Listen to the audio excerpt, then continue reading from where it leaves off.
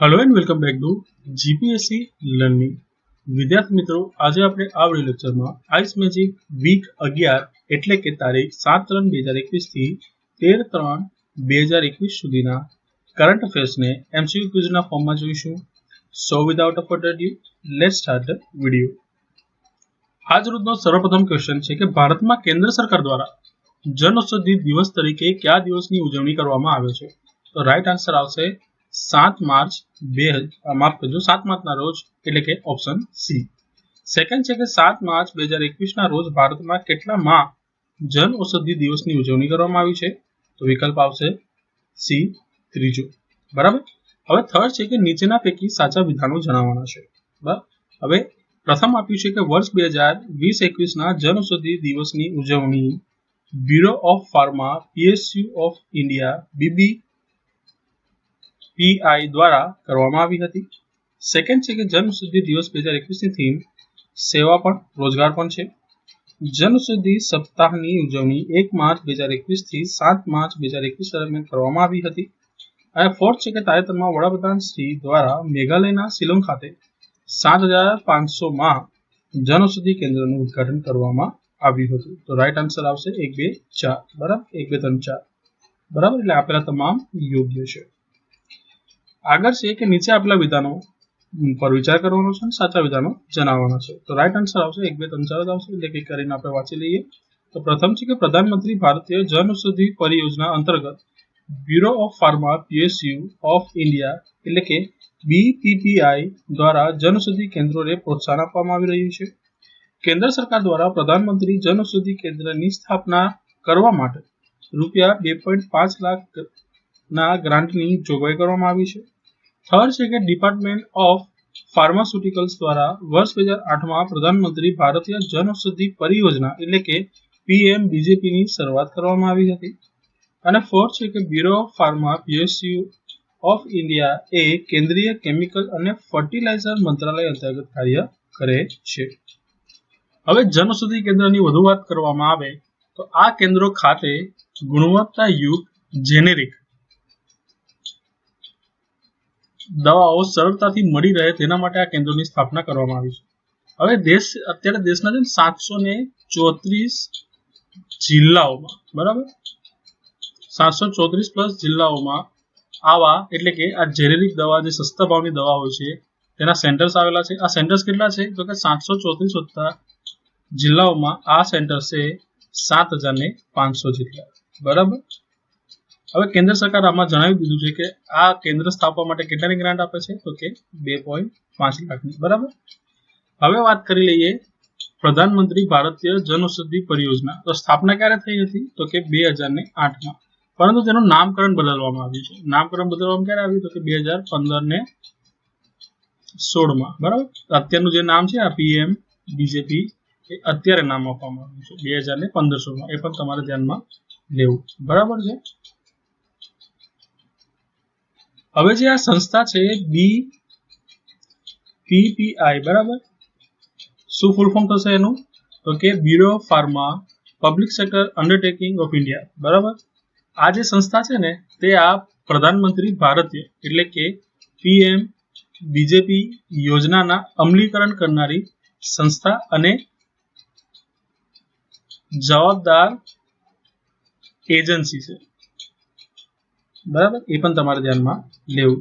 અને આ BPPI શેના અંતર્ગત કાર્ય કરે છે? તો કે મિનિસ્ટ્રી ઓફ કેમિકલ અને ફર્ટિલાઇઝર. બરાબર, ministry of chemical and fertiliser. બરાબર, તે પણ તમારે ધ્યાનમાં લેવું.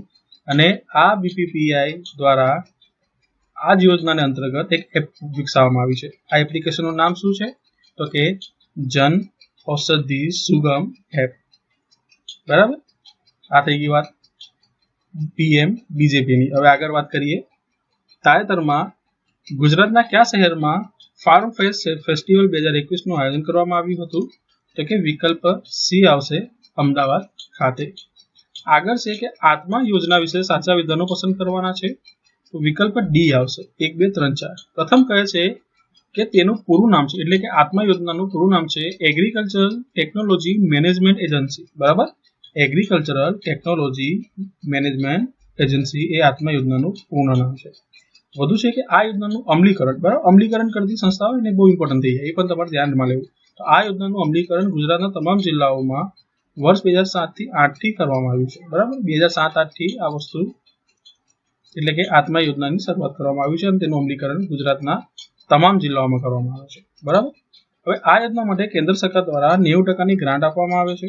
વધુ છે કે જિલ્લા કક્ષાએ આ યોજનાનું અમલીકરણ, બરાબર, જિલ્લા કક્ષાએ આ યોજના એટલે કે આ યોજના કઈ યોજના, તો કે આત્મા યોજના, જેનું પૂરું નામ છે એગ્રીકલ્ચર ટેકનોલોજી મેનેજમેન્ટ એજન્સી. આ યોજનાનું જિલ્લા કક્ષાએ અમલીકરણ જિલ્લા વિકાસ અધિકારીશ્રીના અધ્યક્ષ સ્થાને થાય છે. હવે જિલ્લા વિકાસ અધિકારી એટલે કોણ, તો કે ડીડીઓ સાહેબ, બરાબર, મેડમ શ્રી પણ હોય, સાહેબ શ્રી પણ હોય, તેઓના અધ્યક્ષ સ્થાને જિલ્લા કક્ષાએ તેનું અમલીકરણ થાય છે, બરાબર. અને ગ્રાન્ટ કેટલી આપે છે કેન્દ્ર સરકાર, તો કે 90%. આગળ વધીએ. સંસદ ટીવી ચેનલ વિશે સાચા વિધાનો પસંદ કરવાના છે. તો વિકલ્પ સી આપ્યું છે 1, 2, 3. આ પ્રથમ છે કે લોકસભા ટીવી અને રાજ્યસભા ટીવીના મર્જરથી તાજેતરમાં તેની રચના કરવામાં આવી છે. પ્રસાર ભારતીના સીઈઓ શ્રી સૂર્યપ્રકાશની અધ્યક્ષતાવાળી નિષ્ણાત સમિતિએ તેની રચના અંગેની ભલામણ કરી. હવે ભલામણ કોને કરી છે, તો કે એક નિષ્ણાત સમિતિ, જેના અધ્યક્ષ કોણ હતા, તો કે પ્રસાર ભારતીના સીઈઓ. શું નામ છે સાહેબનું, તો કે શ્રી સૂર્યપ્રકાશ, બરાબર, તેમનું નામ છે. વધુ વાત કરીએ તો થર્ડ આપી છે કે સંસદ ટીવીના વર્તમાન સીઈઓ તરીકે કોણની નિમણૂક કરવામાં આવી છે, તો કે પૂર્વ આઈએએસ છે. સાહેબનું નામ શું છે, તો કે રવિ કપૂર, બરાબર. તેઓ આ જે નવી સંસદ ટીવી બનવાની છે, બરાબર, એ કોનું મર્જર છે, તો કે લોકસભા ટીવી અને રાજ્યસભા ટીવીનું મર્જર છે. એના સીઈઓ તરીકે પૂર્વ આઈએએસ રવિ કપૂરની નિમણૂક કરવામાં આવી છે. આગળ વધીએ. હવે મારે તમને અહીં આત્મા યોજના વિશે થોડીક 2-3 બાબતો વધુ કહેવી છે. હવે આ એકચ્યુઅલી જે 2007-8માં છે ને, આ તમામ જિલ્લાઓમાં લાગુ પાડવામાં આવી ને, તેની પહેલા તેનું લોન્ચિંગ છે ને 2005માં થયું હતું. અને તે ક્યાં અંતર્ગત કરવામાં આવી, તો કે પાયલોટ ધોરણે કરવામાં આવી હતી, બરાબર.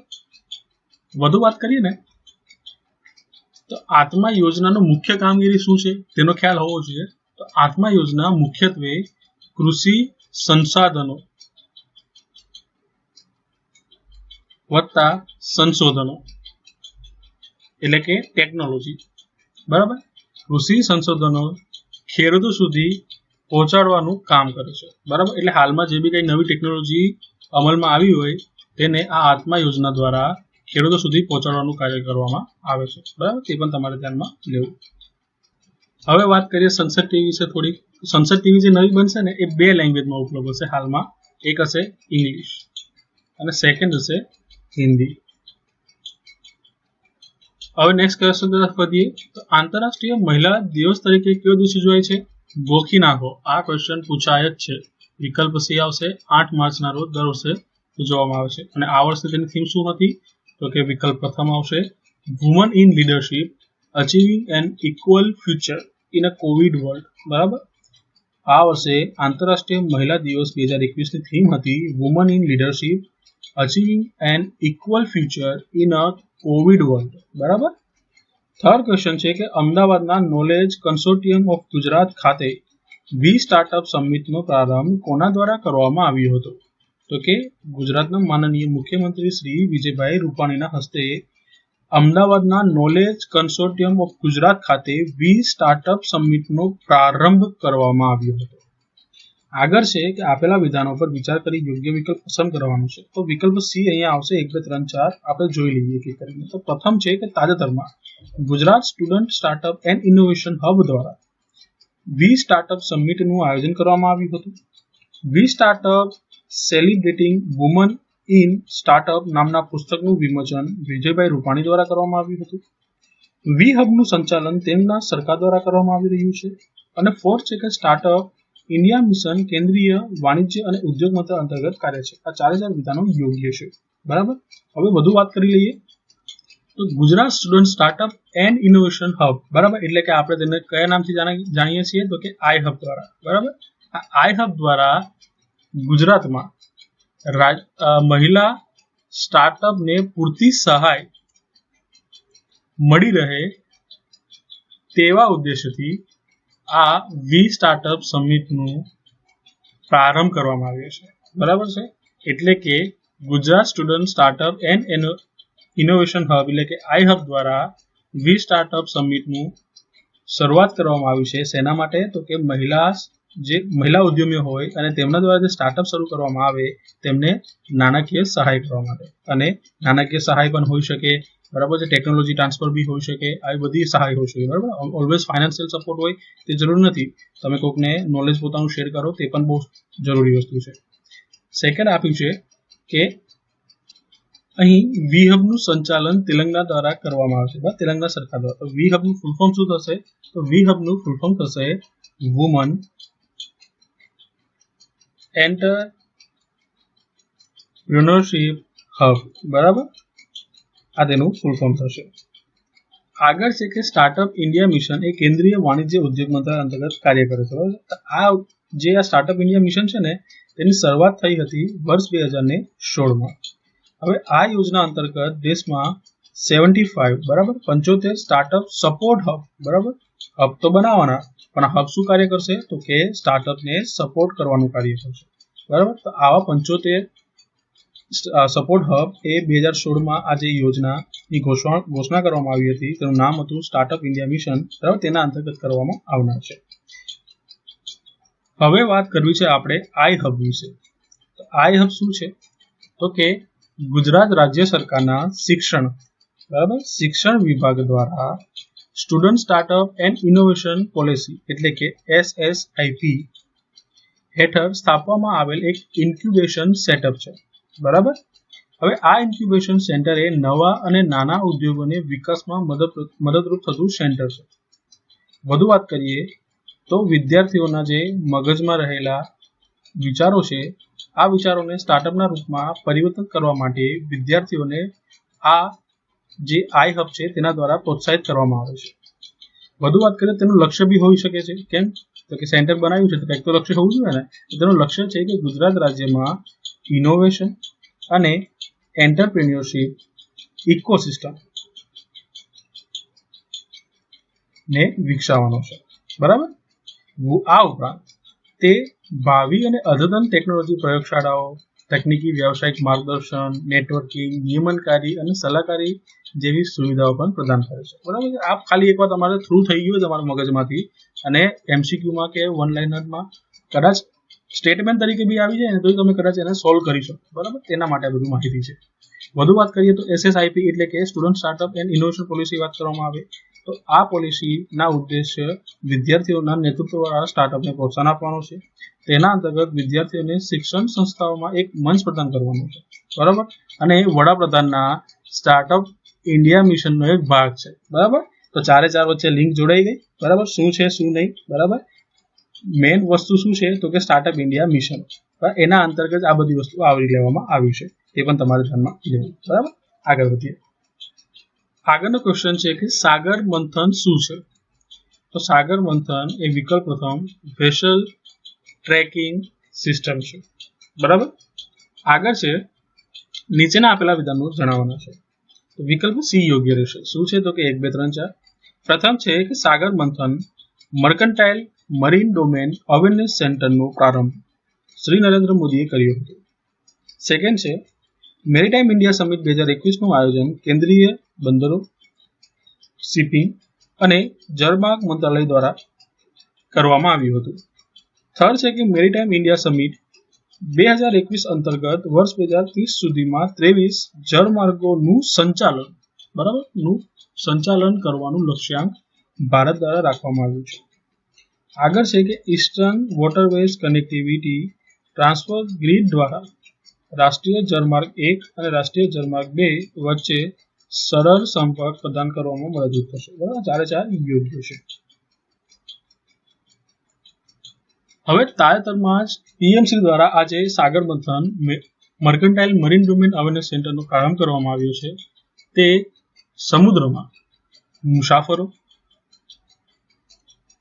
અને માછીમારો, બરાબર, ને ગમે ત્યારે જરૂર પડે ત્યારે મદદ કરવા માટે ભારતે સાગર મંથન નામના આ રિયલ ટાઈમ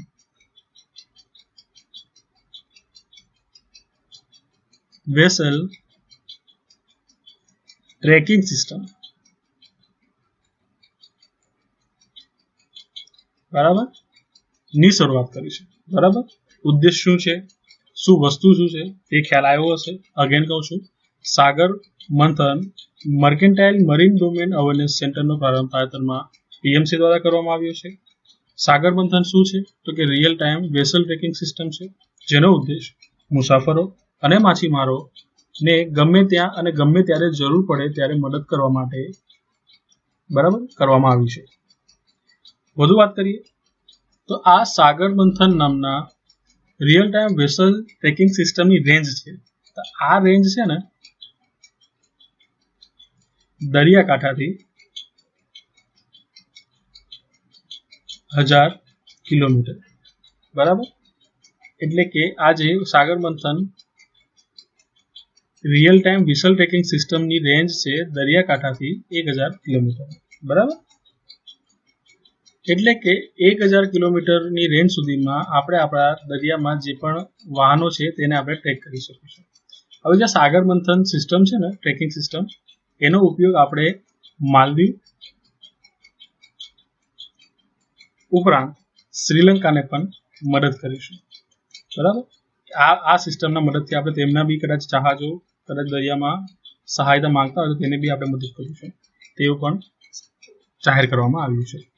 હવે આજે આ સિસ્ટમની સુરક્ષા માટેના સાધનોનો વિકાસ છે ને એ ડિરેક્ટર જનરલ ઓફ શિપિંગ દ્વારા ભારતીય નૌકાદળ સાથે સહયોગ કરવામાં આવશે. બરાબર તેના દ્વારા કરવામાં આવનાર છે. હવે વાત કરીએ second statement maritime India summit વિશે. તો આયોજન કોના દ્વારા કરવામાં આવ્યું છે તો કે કેન્દ્રીય બંદરો, શિપિંગ અને જળમાર્ગ મંત્રાલય દ્વારા. બરાબર હવે આ સમિટનું આયોજનનું લક્ષ્ય 7516 કિમી લાંબો દરિયાકાંઠો ધરાવતા ભારતના બંદરોનો વિકાસ કરવાનો છે. બરાબર હવે ભારત દ્વારા વર્ષ 2035 સુધીમાં સાગરમાલા પ્રોજેક્ટ હેઠળ 82 અબજ ડોલરનું રોકાણ કરવામાં આવશે. હવે આ સમિટ અંતર્ગત વર્ષ 2030 સુધીમાં 23 જળમાર્ગનું સંચાલન કરવાનું લક્ષ્યાંક રાખવામાં આવ્યું છે, તે અહીં આપેલું છે. અને આ જે સમિટ યોજાય એટલે કે મેરીટાઈમ ઇન્ડિયા સમિટ 2021 યોજાય તેમાં ભાગીદાર દેશ કયો હતો તો કે ડેનમાર્ક. બરાબર કેટલા મુદ્દા નીકળ્યા આ મુદ્દા તમારે ફરી રિવાઇઝ કરવાના છે. વિડીયોને 5 વખત જોઈ નાખો, 10 વખત જોઈ નાખો, ભૂલાવું ના જોઈએ. પરીક્ષાઓ ઘણી નજીક છે ને આવું પૂછાઈ શકે છે. બરાબર અને ફોર્થ આપ્યું છે કે eastern water ways connectivity transport grid દ્વારા રાષ્ટ્રીય જળમાર્ગ 1 અને રાષ્ટ્રીય જળમાર્ગ 2 વચ્ચે સરળ સંપર્ક પ્રદાન કરવામાં મદદ મળશે. બરાબર તો હવે eastern water ways connectivity transport grid છે તેની શું છે તેની વાત કરી લઈએ. આ પ્રોજેક્ટ અંતર્ગત ઇન્ડો બાંગ્લાદેશ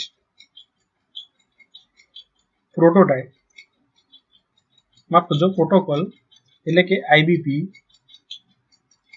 માર્ગોના માધ્યમથી રાષ્ટ્રીય જળમાર્ગ 1 અને રાષ્ટ્રીય જળમાર્ગ 2 વચ્ચે સરળ સંપર્ક પ્રદાન કરવાના ઉદ્દેશથી શરૂ કરવામાં આવ્યું હતું.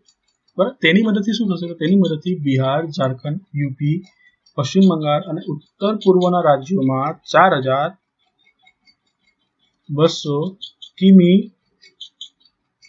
માં જળમાર્ગ અને દરિયાકાંઠાના વિસ્તારમાં શિપિંગ માટે આર્થિક કોરિડોર ઇકોનોમિક કોરિડોર વિકસાવવામાં આવશે. હવે આ પ્રોજેક્ટ ભૂતાન, નેપાળ, ભારત અને બાંગ્લાદેશ જેવા 5 દેશો કેટલા દેશો 5 દેશો વચ્ચે પ્રાદેશિક એકીકરણની સ્થાપના કરશે. હવે નેશનલ વોટરવેઝ 1 ક્યાં છે તો એ ગંગા, ભાગીરથી, હુગલી નદી પ્રણાલી ઉપર આવેલો છે, જે પશ્ચિમ બંગાળ, ઝારખંડ, બિહાર અને યુપી જેવા રાજ્યોમાંથી પસાર થાય છે.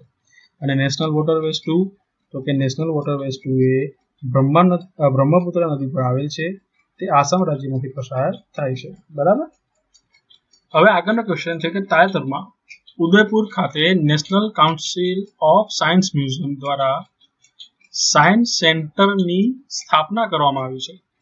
આ સાયન્સ સેન્ટર કયા રાજ્યમાં સ્થાપવામાં આવેલ છે તો વિકલ્પ બી આવશે ત્રિપુરા.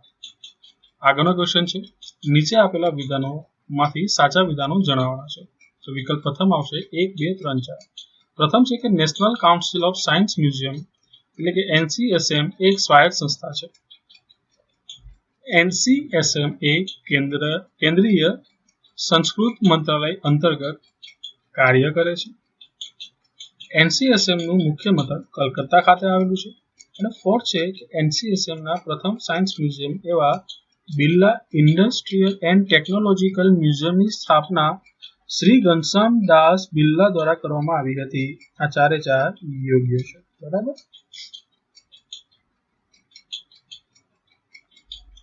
તો હવે સાયન્સ સેન્ટર વિશે વાત કરીએ તો તાજેતરમાં ત્રિપુરાના રાજ્યપાલ શું નામ છે તો કે રાજ્યપાલનું નામ છે રમેશ બેઝા। તેમના દ્વારા ત્રિપુરાના ઉદયપુર નાકે રાજસ્થાનના ત્રિપુરાના ઉદયપુર ખાતે ઉદયપુર સાયન્સ સેન્ટરનું ઉદ્ઘાટન કરવામાં આવ્યું, બરાબર। જેની પાછળનો ખર્ચ થયો છે 6 કરોડ। હવે આ 6 કરોડનો ખર્ચો છે ને એ કેન્દ્રીય સંસ્કૃતિ મંત્રાલય અને ત્રિપુરા રાજ્યના સાયન્સ અને ટેકનોલોજી વિભાગ દ્વારા વધુમાં તેમના પર્યાવરણ વિભાગ દ્વારા એટલે કે સાયન્સ એન્ડ ટેકનોલોજી ઉપરાંત પર્યાવરણ વિભાગ દ્વારા તેનો ખર્ચ ઉપાડવામાં આવ્યો છે।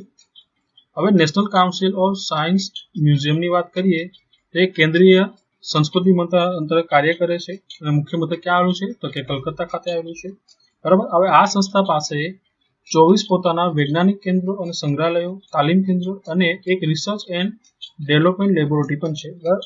એક થઈ R&D લેબ, 24 થયા સંગ્રહાલયો, બરાબર। એ પણ તમારે ધ્યાનમાં લેવું। અને તેના અંતર્ગત પ્રથમ સાયન્સ મ્યુઝિયમ કયું હતું તો કે આજ Birla industry and technological museum, બરાબર।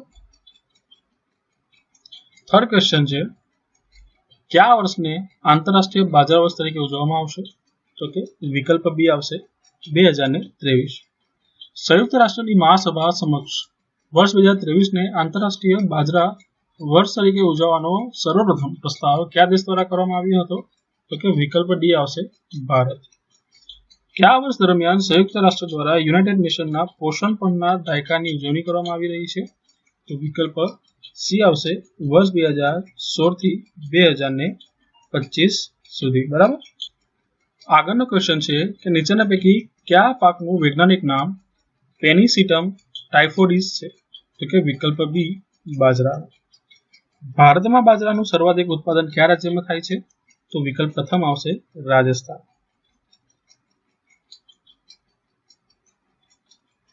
હવે સંયુક્ત રાષ્ટ્ર દ્વારા વર્ષ 2023 ને આંતરરાષ્ટ્રીય બાજરા વર્ષ તરીકે સ્વીકૃત કરવામાં આવ્યું છે।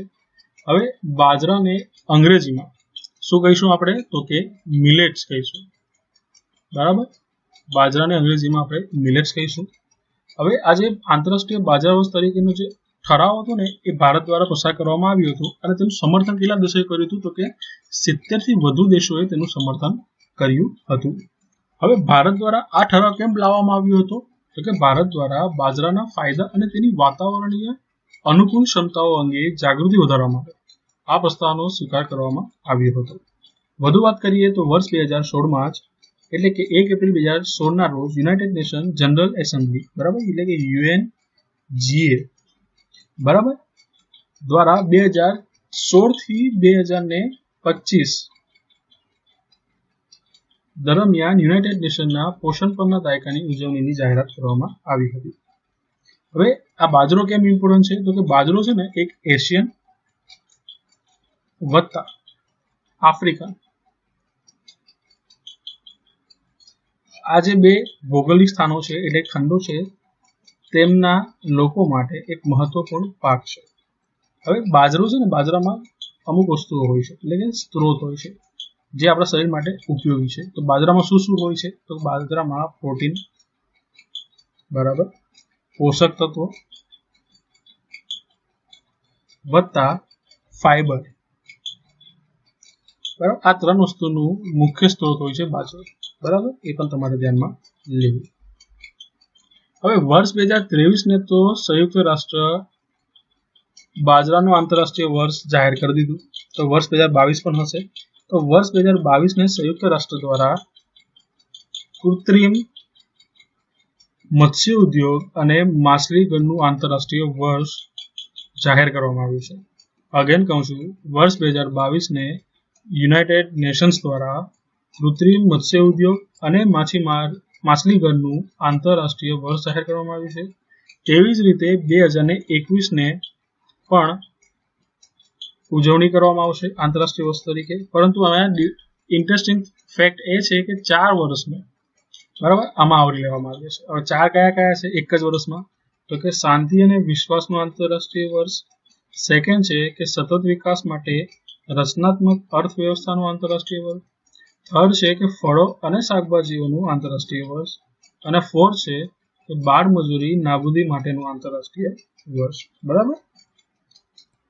હવે આગળના ક્વેશ્ચન તરફ વધીએ. તો મૈત્રી સેતુ પુલ બાંગ્લાદેશને ભારતના કયા રાજ્ય સાથે જોડે છે? તો વિકલ્પ બી આવશે, ત્રિપુરા. મૈત્રી સેતુનું નિર્માણ ત્રિપુરા રાજ્યની કઈ નદી ઉપર કરવામાં આવ્યું છે? તો વિકલ્પ સી આવશે, ફેની નદી ઉપર. થર્ડ છે કે ત્રિપુરાની સબરૂમ ચેકપોસ્ટનો શિલાન્યાસ તાજેતરમાં કોના દ્વારા કરવામાં આવ્યો હતો? તો વિકલ્પ ડી આવશે, શ્રી નરેન્દ્રભાઈ મોદી. હવે અહીં ફેની નદીની વાત કરવામાં આવે ને તો ફેની નદી એ ત્રિપુરા રાજ્ય અને બાંગ્લાદેશની મધ્યમાંથી પસાર થાય છે. બરાબર છે. વધુ વાત કરીએ તો મૈત્રી સેતુ વિશે. તો મૈત્રી સેતુ નામની પસંદગી બંને દેશો વચ્ચે વધતા દ્વિપક્ષીય સંબંધો અને મૈત્રીપૂર્ણ સંબંધોને પ્રતીક બનાવવા માટે કરવામાં આવ્યું છે. હવે આ જે બ્રિજ છે એ બનાવવામાં આવ્યું છે ને, એ bridge national highway and infrastructure development corporation limited દ્વારા બનાવવામાં આવ્યું છે અને તેની પાછળનો ખર્ચ થશે 133 કરોડ. બરાબર. વધુ વાત કરીએ તો 1.9 કિલોમીટર લંબાઈના આ બ્રિજ ત્રિપુરાના સબરૂમ અને બાંગ્લાદેશના રામગઢ વચ્ચે જોડાણ સ્થાપિત કરશે. બરાબર. કેટલી લંબાઈ છે? તો કે લંબાઈ થશે 1.9 કિલોમીટર. બરાબર. કોને કોને જોડશે? તો કે ત્રિપુરાના સબરૂમ અને બાંગ્લાદેશના રામગઢ. બરાબર. તાજેતરમાં પીએમસી દ્વારા આ જે પુલ બનાવવામાં આવ્યો છે તેને એક ખુલ્લાનું નામ આપવામાં આવ્યું છે અને તેઓ દ્વારા જણાવવામાં આવ્યું છે કે આવનારા સમયમાં આ ગેટવે ઓફ નોર્થ ઇસ્ટ તરીકે ઓળખાશે. હવે આ પુલ છે ને એ સબરૂમથી 80 કિમી દૂર આવેલા ચિતાગોંગ, કે જે ક્યાં આવેલું છે? તો કે બાંગ્લાદેશમાં, તેને કનેક્ટિવિટી પ્રદાન કરશે. બરાબર. એટલે ચિતાગોંગનું જે બંદર છે ને એને સબરૂમથી જોડવામાં સહાયતા મળશે. એટલે કે આ પુલના માધ્યમથી નોર્થ ઇસ્ટના જે બી આપણા સ્ટેટ છે ને તેને ડાયરેક્ટ બંદરથી જોડવામાં આવશે. એ બાંગ્લાદેશમાં આવેલું ચિતાગોંગ બંદર છે. બરાબર. આગળ વધીએ. સ્વચ્છતા સારથી ફેલોશિપ અંતર્ગત સાચા વિધાનો જણાવવાના છે. તો વિકલ્પ એ આવશે 1, 2, 3, 4. શું છે? પ્રથમ તો કે તેની શરૂઆત કેન્દ્ર સરકારના મુખ્ય વૈજ્ઞાનિક સલાહકાર ના કાર્યાલય દ્વારા કરવામાં આવી છે. વેસ્ટ ટુ વેલ્થ મિશન અંતર્ગત તેની શરૂઆત કરવામાં આવી છે. તેના અંતર્ગત કચરા વ્યવસ્થાપન સાથે સંકળાયેલ વિદ્યાર્થીઓ અને મ્યુનિસિપલ કર્મચારીઓને પ્રોત્સાહન આપવામાં આવશે. ફોર્થ છે કે તેના અંતર્ગત કેટેગરી એ, કેટેગરી બી, કેટેગરી સી, એટલે કે 3 કેટેગરી, અગેન કહું છું, એ, બી અને સી અંતર્ગત પુરસ્કારો પ્રદાન કરવામાં આવશે. બરાબર. આગળ છે, કઈ સંસ્થા દ્વારા ઈ વેસ્ટને રિસાયકલ કરવા અને સંપત્તિમાં પરિવર્તિત કરવા માટે શૂન્ય ઉત્સર્જન તકનીક વિકસાવવામાં આવી છે? તો કે વિકલ્પ પ્રથમ, આઈઆઈટી દિલ્હી. આગળ છે કે ભારતના પ્રથમ પ્રિન્સિપલ સાયન્ટિફિક એડવાઇઝર કોણ હતા? તો કે વિકલ્પ સી આવશે, શ્રી એપીજે અબ્દુલ કલામ. આગળ છે કે દેશના કેટલા રાજ્યોમાં CSIR ફ્લોરિકલ્ચર મિશન લાગુ કરવામાં આવશે? તો કે વિકલ્પ ડી 21. આગળ છે કે નીચેનામાંથી કઈ સંસ્થા CSIR ફ્લોરિકલ્ચર મિશનના અમલીકરણ સાથે સંકળાયેલ નથી? તો કે વિકલ્પ ડી આવશે, DRDO. સંકળાયેલ નથી તો કે DRDO. તો આપેલા PBIC અને ટ્રાઇફેડ એ CSIR ફ્લોરિકલ્ચર મિશન સાથે સંકળાયેલ છે. બરાબર. હવે સ્વચ્છતા સારથી ફેલોશિપ કે જે મુખ્ય વૈજ્ઞાનિક સલાહકાર કેન્દ્ર સરકારના કાર્યકાળ દ્વારા કરવામાં આવી છે તેના અંતર્ગત વૈજ્ઞાનિક અને ટકાઉ રીતે કચરા વ્યવસ્થાપન સાથે એવા વિદ્યાર્થીઓ, સ્વસહાય જૂથો, સામુદાયિક કાર્યકરો, સ્વચ્છતા કર્મચારીઓ અને મ્યુનિસિપલ કામદારોને તેમના કાર્ય બદલ પ્રોત્સાહન આપવાના ઉદ્દેશથી શરૂ કરવામાં આવ્યું છે. બરાબર. હવે જે 3 કેટેગરીની વાત કરવામાં આવી છે ને, તે કેટેગરી એ ની વાત કરીએ તો એ કેટેગરીમાં ધોરણ 9 થી 12 ના વિદ્યાર્થીઓનો સમાવેશ કરવામાં આવશે. બી કેટેગરીમાં સ્નાતક અને અનુસ્નાતક કક્ષાના વિદ્યાર્થીઓ તેમજ સંશોધન પ્રવૃત્તિ સાથે સંકળાયેલા વિદ્યાર્થીઓનો સમાવેશ કરવામાં આવશે. અને સી કેટેગરીમાં સ્વસહાય જૂથો એટલે કે એસએચજી, મ્યુનિસિપલ કામદારો અને સ્વચ્છતા કર્મચારીઓનો સમાવેશ કરવામાં આવ્યો છે. બરાબર. આ થઈ વાત આપણી સ્વચ્છતા સાથી ફેલોશિપ મિશનની. હવે વાત કરીએ વેસ્ટ ટુ વેલ્થ મિશનની. તો વેસ્ટ ટુ વેલ્થ મિશનની શરૂઆત કચરાને રિસાયકલ કરવા, કચરામાંથી ઉર્જા ઉત્પન્ન કરવા માટે વિવિધ તકનીકોના વિકાસ અને તેની ઓળખવાના ઉદ્દેશથી કરવામાં આવી. આવી રીતે કચરામાંથી પણ સંપત્તિના ઉત્સર્જનનો ઉદ્દેશ આ મિશન અંતર્ગત કરવામાં આવે છે. હવે વેસ્ટ ટુ વેલ્થ મિશન એ prime minister science, technology and innovation advisory council એટલે કે PM STEAC ના નવા રાષ્ટ્રીય મિશનો પૈકીની એક છે. હવે આ મિશન છે ને, આ મિશન કેન્દ્ર સરકારના અન્ય મિશનો જેવા કે સ્માર્ટ સિટી પ્રોજેક્ટ, સ્વચ્છ ભારત અભિયાન ના વિકાસના પણ સહાયતા આપનાર છે. હવે આ બધી યોજનાઓને એક સાથે લાવવાનો મુખ્ય ઉદ્દેશ શું છે કે આનાથી દેશના કચરાના સંચાલનને સુનિશ્ચિત કરવામાં આવે છે. હવે તમારા ઘરની બહાર તમે ક્યારેક ડસ્ટબિન જોયા હશે, તેમાં ભીનો કચરો એક અલગ ડસ્ટબિનમાં નાખવા માટે જાગૃતતા ફેલાવવામાં આવે છે. બરાબર. સૂકો કચરો એક બાજુ અલગ બીજા ડસ્ટબિનમાં નાખવાની જાગૃતતા ફેલાવવામાં આવે છે. એનાથી શું થાય કે આ બંનેનો યોગ્ય નિકાલ કરી શકાય. બરાબર. હવે બંનેને મિક્સ કરી દઈએ ને, તેનાથી શું થાય, તેનું બરાબર સંચાલન ના થઈ શકે. એટલે શું થયું, આપણે પ્રદૂષણમાં વધારો જ કરી રહ્યા છે. પણ આવું કરવામાં આવે, એગ્રીગેટ કરવામાં આવે ને બેને અલગ અલગ કરવામાં આવે ને, તો તેનું સંચાલન યોગ્ય રીતે થઈ શકે. બરાબર. જાગૃત નાગરિક તરીકે આપણી ફરજ હોવી જોઈએ કે આટલું જ આપણે ધ્યાન રાખીએ. હવે આપણે વાત કરવી છે કેન્દ્ર સરકારના પ્રિન્સિપલ સાયન્ટિફિક એડવાઇઝર વિશે. તો કેન્દ્ર સરકારની વિજ્ઞાન સંબંધિત નીતિઓમાં પ્રિન્સિપલ સાયન્ટિફિક એડવાઇઝર એટલે કે PSA એ મુખ્ય સલાહકાર છે. હવે વર્ષ 1999ની સાલ છે. આ વર્ષ દરમિયાન ભારતના PM કોણ હતા? તો કે શ્રી અટલ બિહારી વાજપેયી. હવે તેમના દ્વારા જ આ PSA ની રચના કરવામાં આવી હતી. બરાબર છે. તેમજ વર્તમાનમાં પ્રિન્સિપલ સાયન્ટિફિક એડવાઇઝરની વાત કરીએ ને, તો પ્રથમ કોણ હતા? તો કે પ્રથમ હતા APJ અબ્દુલ કલામ. અને હાલમાં કોણ છે? તો કે શ્રી K વિજય રાઘવન. બરાબર. પ્રથમ APJ અબ્દુલ કલામ અને શ્રી K વિજય રાઘવન. હવે અટલ બિહારી વાજપેયીનું જે 1999 સાલ વાળો જે ટર્મ હતું ને, બરાબર, 1998 થી 2003 વિશેનો, ત્યારે તેમને એક વધુ ઇમ્પોર્ટન્ટ એક વસ્તુની સ્થાપના કરી હતી. બરાબર છે. બરાબર. હવે એ હતા NSA ની. બરાબર. હવે ભારતના પ્રથમ NSA કોણ હતા ને, એ તમારે કમેન્ટ બોક્સમાં મને જણાવવાનું છે. આપણે પાછલા વિડીયોમાં તેના વિશે બહુ જ વાત કરી ગયા છે. આ તમારું રિવિઝન ક્વેશ્ચન છે. તમારે જણાવવાનું છે કે ભારતના પ્રથમ NSA કોણ હતા. બરાબર. હવે આપણે વાત કરવાની છે કે CSIR ના ફ્લોરિકલ્ચર મિશન વિશે, કે જે હાલમાં કેટલા રાજ્યમાં લાગુ પાડવામાં આવ્યું? તો કે 21માં. બરાબર. તો ફ્લોરિકલ્ચર એટલે બાગાયત. બરાબર. બાગાયત જે હોય છે તેની એક શાખા છે.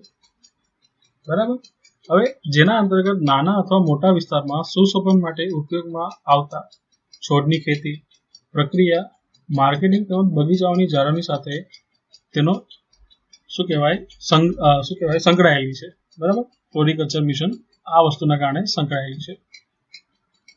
વધુમાં આ ફ્લોરિકલ્ચર મિશન તેમાં મધમાખી ઉછેર માટે વ્યાપારી ફૂલોની ખેતી પર ધ્યાન કેન્દ્રિત કરવામાં આવનાર છે. બરાબર. હવે તેમાં મેરીગોલ્ડ છે, ગુલાબ છે જેવા ફૂલોની ખેતી પર ધ્યાન આપવામાં આવનાર છે. હવે જે આ CSIR નું ફ્લોરિકલ્ચર મિશન છે ને, તેના અંતર્ગત અન્ય સંસ્થાઓ પણ જોડાયેલી છે. તેમાં કઈ કઈ સંસ્થાઓનું જોડાણ છે? તો કે એક છે ICAR. ICAR નું ફૂલ ફોર્મ શું થશે? તો કે Indian council of agriculture research. બીજું છે KVIC. KVIC નું ફૂલ ફોર્મ શું થશે? તો કે વિલેજ ઇન્ડસ્ટ્રી કમિશન, બરાબર, ખાદી કમિશન, બરાબર, એવું થશે. વધુ છે આપેડા. આપેડાનું ફૂલ ફોર્મ થશે agriculture and process food product export development authority. ટ્રાઇફેડનું ફૂલ ફોર્મ થશે tribal cooperative marketing development federation of India limited. આ ઉપરાંત fragrance and flavour development centre Kannauj અને મિનિસ્ટ્રી ઓફ કોમર્સ, બરાબર. હવે જે ફ્લોરિકલ્ચર છે ને, જે વસ્તુ આખી મિશનની વાત નથી કરતો, ફ્લોરિકલ્ચરની વાત કરું છું. તો વિશ્વમાં જેટલું બી ફ્લોરિકલ્ચરનું ટકાવારી છે ને, તેમાં ભારતની ટકાવારી છે ને 0.6% છે. એટલે કે વૈશ્વિક રીતે ભારત 0.6% ભાગીદારી ધરાવે છે ફ્લોરિકલ્ચરમાં. હવે આપણે વાત કરવી છે CSIR-ની. તો CSIR એ ફૂલ ફોર્મ થશે council of scientific and industrial research. તેની સ્થાપનાની વાત કરીએ તો સપ્ટેમ્બર 1942માં તેની સ્થાપના કરવામાં આવી હતી. અને તે એક ઓટોનોમસ બોડી છે, એટલે કે સ્વાયત્ત સંસ્થા છે. હવે તે હાલમાં કોના અંદર કાર્યરત કરે છે? તો કેન્દ્રીય વિજ્ઞાન અને ટેકનોલોજી વિભાગ હેઠળ કાર્ય કરે છે. તેના અધ્યક્ષ કોણ હોય છે? તો કે તેના અધ્યક્ષ હોય છે PM. બરાબર, આટલી વસ્તુ તમારા ધ્યાનમાં લેવી CSIR બાબતે. આગળ વધીએ તો ઉત્તરાખંડના મુખ્યમંત્રી તરીકે તાજેતરમાં કોણે શપથ લીધા? તો કે વિકલ્પ પ્રથમ આવશે તીરથસિંહ રાવત. તમે અહીં તીરથસિંહ રાવતને જોઈ શકો છો, જે હાલમાં જ ઉત્તરાખંડના મુખ્યમંત્રી તરીકે જાહેર થયા છે અને શપથ લીધા છે. આગળ વાત કરીએ તો રાજ્યપાલ શ્રી મુખ્યમંત્રી અને મંત્રીશ્રીઓને બંધારણના કયા પરિશિષ્ટ અનુસાર હોદ્દા અને ગુપ્તતાના શપથ અપાવે છે? તો વિકલ્પ બી આવશે ત્રીજા. ભારતીય બંધારણના કયા અનુચ્છેદ અંતર્ગત રાજ્યપાલ મુખ્યમંત્રીને શપથ અપાવે છે? તો વિકલ્પ સી આવશે અનુચ્છેદ 164 પેટા કલમ 3. આગળ છે આસામના પ્રખ્યાત લાલ ચોખાની નિકાસ તાજેતરમાં પ્રથમ વખત કયા દેશમાં કરવામાં આવી છે? તો વિકલ્પ ડી આવશે અમેરિકા. નીચે આપેલા વિધાનોમાંથી સાચા વિધાનો જણાવવાના છે. તો વિકલ્પ પ્રથમ આવશે 1, 2, 3, 4. પ્રથમ છે કે લાલ ચોખા મુખ્યત્વે આયર્નથી સમૃદ્ધ હોય છે. સેકન્ડ છે કે લાલ ચોખાને આસામમાં બાઓધાન તરીકે ઓળખવામાં આવે છે. થર્ડ છે કે APEDA કેન્દ્ર સરકારના વાણિજ્ય અને ઉદ્યોગ મંત્રાલય અંતર્ગત કાર્ય કરે છે. અને ચોથું છે કે ભારતમાં ચોખાનું સૌથી વધુ ઉત્પાદન પશ્ચિમ બંગાળમાં થાય છે. બરાબર, આ ચારે ચાર યોગ્ય છે. આગળ વધીએ તો બિઝનેસ ક્રિસ્ટ સુરક્ષા કવર તાજેતરમાં કોના દ્વારા લોન્ચ કરવામાં આવ્યું છે? તો વિકલ્પ બી આવશે HDFC અર્ગો. આગળ છે નીચે આપેલા વિધાનો પૈકી સાચા વિધાનો જણાવવાનો છે. તો વિકલ્પ સી આવશે 1, 2 અને 3 યોગ્ય છે. પ્રથમ છે કે બિઝનેસ ક્રિસ્ટ સુરક્ષા વીમા કવર એ કુદરતી આફતો અથવા વિનાશની પરિસ્થિતિમાં MFIS ફાઇનાન્શિયલ ઇન્સ્ટિટ્યુશનો અને બેંકોની બેલેન્સ શીટની સુરક્ષાના ઉદ્દેશની શરૂઆત કરવામાં આવશે. બરાબર, હવે MFI એટલે કે માઇક્રો ફાઇનાન્શિયલ ઇન્સ્ટિટ્યૂટ્સ. બરાબર. સેકન્ડ છે કે અર્ગો ઇન્ટરનેશનલ AGA જર્મનીમાં આવેલ મ્યુનિક રે ગ્રુપની પ્રાથમિક વીમા કંપની છે. અને થર્ડ છે કે HDFC એ મુંબઈ સ્થિત એક ફાઇનાન્શિયલ સર્વિસ કંપની છે. બરાબર. આગળનો ક્વેશ્ચન છે કે સાયબર સેન્સરશિપ વિરુદ્ધ વિશ્વ દિવસની ઉજવણી ક્યારે કરવામાં આવે છે? તો વિકલ્પ પ્રથમ આવશે 12 માર્ચ. આગળ છે કે નીચેના આપેલા સાચા વિધાનો જણાવવાના છે. તો વિકલ્પ બી આવશે 1, 2, 3, 4. પ્રથમ છે કે Indian medicine pharmaceuticals corporation limited government marketplace portal પર પોતાના ઉત્પાદનો વેચશે. જેમ એટલે કે ગવર્મેન્ટ માર્કેટપ્લેસ એ સરકારનું જાહેર ખરીદી માટેનું એક ઓનલાઈન પ્લેટફોર્મ છે. જેમ એ કેન્દ્ર વાણિજ્ય અને ઉદ્યોગ મંત્રાલય દ્વારા 9 ઓગસ્ટ 2016ના રોજ લોન્ચ કરવામાં આવ્યું હતું. અને ફોર્થ છે કે ગવર્મેન્ટ માર્કેટપ્લેસનું સંચાલન ગવર્મેન્ટ માર્કેટપ્લેસ SPV એટલે કે સ્પેશિયલ પર્પઝ વ્હીકલ દ્વારા કરવામાં આવે છે. હવે અહીં ઇન્ડિયન મેડિસિન્સ ફાર્માસ્યુટિકલ કોર્પોરેશન લિમિટેડની વાત કરવામાં આવે તો તેની સ્થાપના 1978માં કરવામાં આવી હતી. બરાબર. હવે તેની સ્થાપના કેન્દ્ર સરકાર દ્વારા સંશોધન એકમો, ખુલ્લા બજારો, સરકારી હોસ્પિટલો અને રાજ્ય સરકાર દ્વારા સંબંધિત વિભાગો માટે અસરકારક ભારતીય દવાના ઉત્પાદન માટે કરવામાં આવી હતી. બરાબર. આગળ છે રૂપે સોફ્ટ POS ની શરૂઆત તાજેતરમાં કોના દ્વારા કરવામાં આવી છે? બરાબર, સોફ્ટ POS છે, બરાબર, P.O.S, બરાબર. તો તેની તાજેતરમાં કોના દ્વારા તેની શરૂઆત કરવામાં આવી છે? તો રાઈટ આન્સર આવશે વિકલ્પ સી, A અને B બંને, એટલે કે SBI પેમેન્ટ્સ અને national payment corporation of India, એટલે કે NPCI. બરાબર. આગળ વધીએ. National payment corporation of India વિશે સાચા વિધાનો જણાવવાના છે. તો વિકલ્પ સી આવશે 1, 2, 3, 4. પ્રથમ છે કે તે ભારતમાં રિટેલ પેમેન્ટ્સનું સંચાલન કરે છે. તેની સ્થાપના 2008માં કરવામાં આવી હતી. તેનું મુખ્ય મથક મુંબઈ ખાતે આવેલું છે અને તેની સ્થાપના રિઝર્વ બેંક ઓફ ઇન્ડિયા અને ઇન્ડિયન બેંક એસોસિએશન, એટલે કે IBA દ્વારા કરવામાં આવી હતી. બરાબર. આગળની વાત કરીએ તો આઝાદીના અમૃત મહોત્સવનો પ્રારંભ તાજેતરમાં કોના દ્વારા કરવામાં આવ્યો હતો? તો વિકલ્પ પ્રથમ આવશે નરેન્દ્રભાઈ મોદી. આઝાદીના અમૃત મહોત્સવનો પ્રારંભ તાજેતરમાં ક્યાંથી કરવામાં આવ્યો હતો? તો વિકલ્પ સી આવશે સાબરમતી આશ્રમ ખાતેથી. તાજેતરમાં વડાપ્રધાન શ્રીએ દેશની આઝાદીના કેટલામા વર્ષની રાષ્ટ્રીય વ્યાપી ઉજવણીનો પ્રારંભ અમદાવાદના સાબરમતી આશ્રમથી કરાવ્યો હતો? તો વિકલ્પ બી આવશે 75th, એટલે કે 75મી. આઝાદીનો અમૃત મહોત્સવ કેટલા સપ્તાહ સુધી સમગ્ર દેશમાં ઉજવાશે? તો વિકલ્પ ડી આવશે 75. આઝાદીના અમૃત મહોત્સવની ઉજવણી ક્યાં સુધી સમગ્ર દેશમાં કરવામાં આવશે? તો વિકલ્પ સી આવશે 15 ઓગસ્ટ 2022 સુધી. વડાપ્રધાનશ્રીએ આઝાદીના અમૃત મહોત્સવના શુભારંભ વખતે તેમના વક્તવ્યમાં દેશને આગળ વધારવા માટે કેટલા આધાર સ્તંભોનો ઉલ્લેખ કર્યો હતો? તો વિકલ્પ બી આવશે 5. આઝાદીના અમૃત મહોત્સવ દરમિયાન વડાપ્રધાનશ્રીએ ઉલ્લેખ કરેલા 5 આધાર સ્તંભો પૈકી નીચેનામાંથી ખોટો આધાર સ્તંભ જણાવવાનો છે. તો વિકલ્પ ડી આવશે ડેવલપમેન્ટ એટ 75 એ ખોટો આધાર સ્તંભ છે. 5 આધાર સ્તંભની વાત કરવામાં આવે તો પ્રથમ આવશે ફ્રીડમ સ્ટ્રગલ, એટલે કે આઝાદીની લડત. બીજો આવશે આઈડિયાઝ એટ 75. ત્રીજો આવશે અચીવમેન્ટ એટ 75. ચોથો આવશે એક્શન એટ 75 અને પાંચમું આવશે રિઝોલ્વ્સ ઇન એટ 75. બરાબર. આગળ વધીએ. આઝાદીના અમૃત મહોત્સવ દરમિયાન વોકલ ફોર લોકલની થીમ આધારિત લોન્ચ કરવામાં આવેલ ચરખાને આ ઉજવણી દરમિયાન કેટલા વખત ફેરવવાનું લક્ષ્યાંક રાખવામાં આવ્યું છે? તો વિકલ્પ બી આવશે 75 કરોડ વખત. 30 જાન્યુઆરી 2019ના રોજ શ્રી વડાપ્રધાન મોદી દ્વારા નવસારી જિલ્લાના દાંડી ખાતે રાષ્ટ્રીય નમક સત્યાગ્રહ સ્મારકનું લોકાર્પણ કરવામાં આવ્યું હતું. આ દાંડી નવસારી જિલ્લાના કયા તાલુકામાં આવેલું છે? તો વિકલ્પ સી આવશે જલાલપોર. વડાપ્રધાન શ્રી નરેન્દ્રભાઈ મોદી દ્વારા લોકાર્પણ કરવામાં આવેલ રાષ્ટ્રીય નમક સત્યાગ્રહ સ્મારકમાં ગાંધીજી ઉપરાંત દાંડી યાત્રામાં જોડાયેલ તેમના કેટલા સાથીદારોની પ્રતિમા છે? તો વિકલ્પ બી 80. રાષ્ટ્રપિતા મહાત્મા ગાંધીજી દ્વારા દાંડી યાત્રાનો પ્રારંભ ક્યારે કરવામાં આવ્યો હતો? તો વિકલ્પ સી આવશે 12 માર્ચ 1930ના રોજ. ગાંધીજીએ 12 માર્ચ 1930ના રોજ અમદાવાદના સાબરમતી આશ્રમથી પોતાના કેટલા સાથીદારો સાથે દાંડી યાત્રાનો પ્રારંભ કર્યો હતો? તો વિકલ્પ પ્રથમ આવશે 78 અને પોતે તેઓ, એટલે કે 79 કુલ. બરાબર. સો વિદ્યાર્થી મિત્રો, આજ માટે આટલું રાખીએ. મળી આવતા વિડીયો લેક્ચરમાં. ત્યાં સુધી keep learning. God bless you all.